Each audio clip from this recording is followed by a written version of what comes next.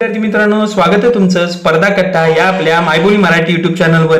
तर बघा, आरोग्य विभाग भरती 2026 ची एक महत्त्वाची अपडेट, महत्त्वाची बातमी तुमच्यासाठी मी घेऊन आलेलो आहे। बघा, तब्बल 5000 नवीन पदे ही येण्याची शक्यता आहे।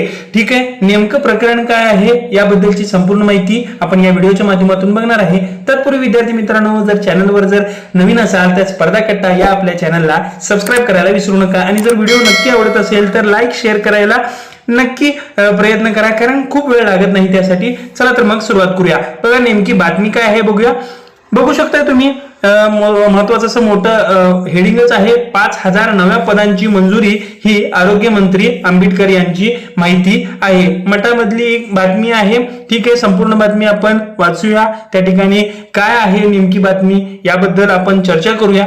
ठीक आहे विद्यार्थी मित्रांनो, बघू शकता, आरोग्य विभागातील मनुष्यबळाची कमतरता दूर करण्यासाठी 5000 नव्या पदांना मंत्रिमंडळाची मान्यता मिळाली असून या आठवड्यात पदभरतीची प्रक्रिया वेगाने राबवण्यात येईल। तसेच डॉक्टर दिनाच्या मुहूर्तावर 1400 डॉक्टरांची नियुक्तीचे आदेश देण्यात आलेले आहेत। विद्यार्थी मित्रांनो, बघू शकता तुम्ही इथं या ठिकाणी त्यांनी स्पष्ट उल्लेख केलेला आहे। त्यानंतर आणखी 600 डॉक्टरांची भरती केली जाणार आहे, अशी माहिती कोण दिलेली आहे? सार्वजनिक आरोग्य व कुटुंब कल्याण मंत्री प्रकाश आंबेडकर यांनी विधानसभेत आज म्हणजे प्रश्नोत्तराच्या तासात बुधवारी म्हणजे आज जी आहे ती मांडलेली आहे। त्यानंतर त्यावेळी त्यांना उपप्रश्न करण्यासाठी कोण कोण होते? भाजपाचे आमदार सुधीर मुनगंटीवार यांनी या संदर्भातील तारांकित प्रश्नाचा उपस्थिती केली होती। त्याला उत्तर देताना प्रकाश आंबेडकर यांनी ही माहिती दिली होती। यावेळी आमदार विजय वडेट्टीवार होते, देवराज भोगळे होते, डॉक्टर ज्योती गायकवाड, संजय मेश्राम, अजय चौधरी, सुलभा गोडके आदी सदस्यांनी त्यांना उपप्रश्नही विचारले होते।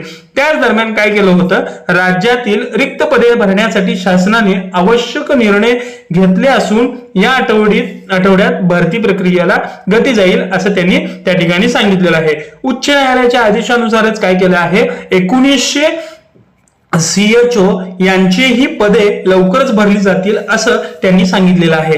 बघा, उपजिल्हा रुग्णालयांसाठी प्रलंबित निधी ही या आठवड्यात वितरित करण्यात येईल असंही त्यांनी त्या सेशन मध्ये म्हटलं होतं।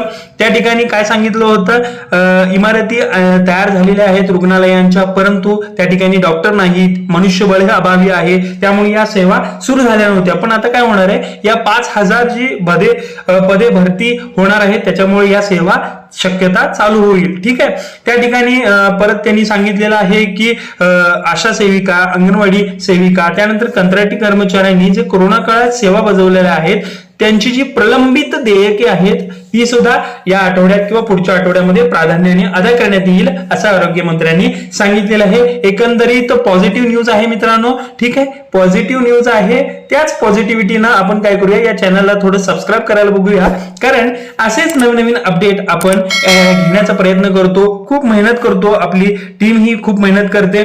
तर तुमचं एकच काम आहे मित्रांनो, चॅनलला लाईक करायचं आहे। ठीक आहे, चॅनलला सबस्क्राईब करायचं आहे, लाईक करायचं व्हिडिओला आणि जेवढं होतं होईल तुम्हाला व्हिडिओ पुढे शेअर करायचा आपल्या मित्राला।